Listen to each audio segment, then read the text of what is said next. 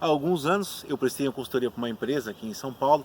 Essa empresa tinha acima de 90 anos, faturamento de 25 milhões, mas encontrava dificuldades para alavancar. Tinha um produto que é excepcional, que todo mundo compra, que tem pouca variação, você precisa alterar ele muito pouco, é um produto normatizado.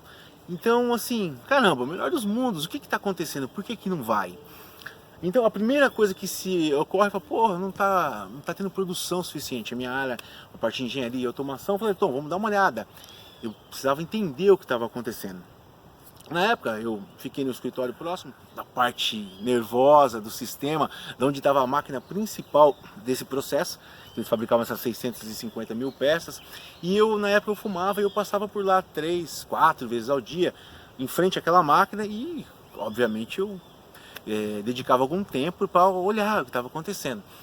E todas as vezes, ou na maioria das vezes que eu passava, a máquina estava parada.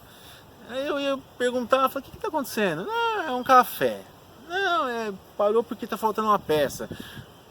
Parou porque aquilo outro. Umas justificativas completamente esdrúxulas. Eu falei, mas como?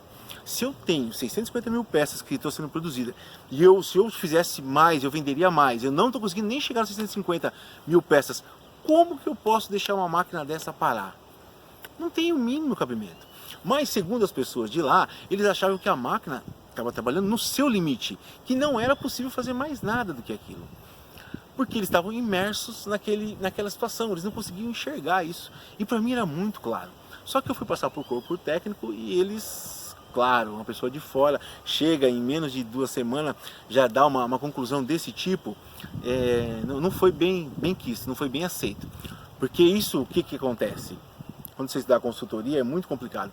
Porque as pessoas não entendem dessa forma, que você está de fora e quando você chega, você consegue analisar com mais amplitude. Elas enxergam, pô, o cara vai chegar aqui em 2 semanas, o que a gente estava fazendo aqui? Nós somos um bando de incompetentes se o cara estiver certo.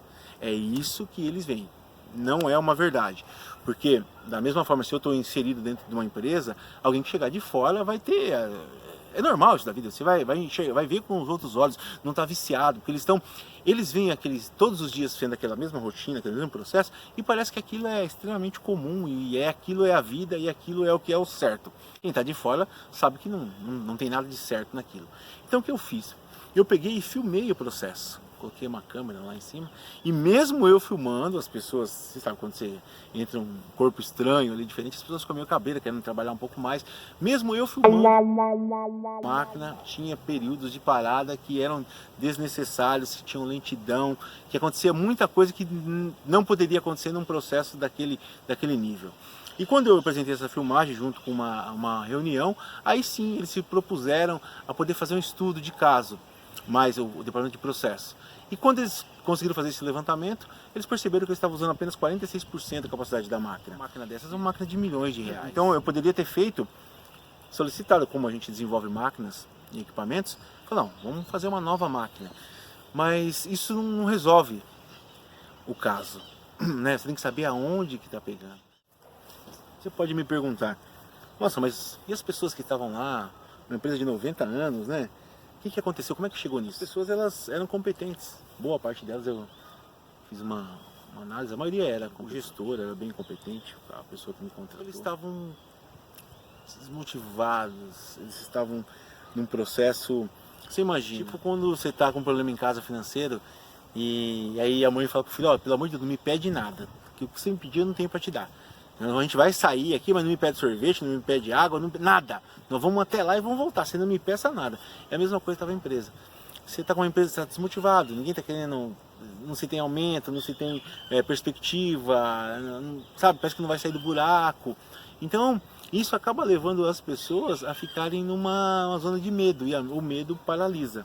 E tinha bastante medo, porque a ausência da liderança deu uma quebrada nisso. Se tivesse alguém lá, um líder forte, eu acredito que a empresa estaria em outro patamar.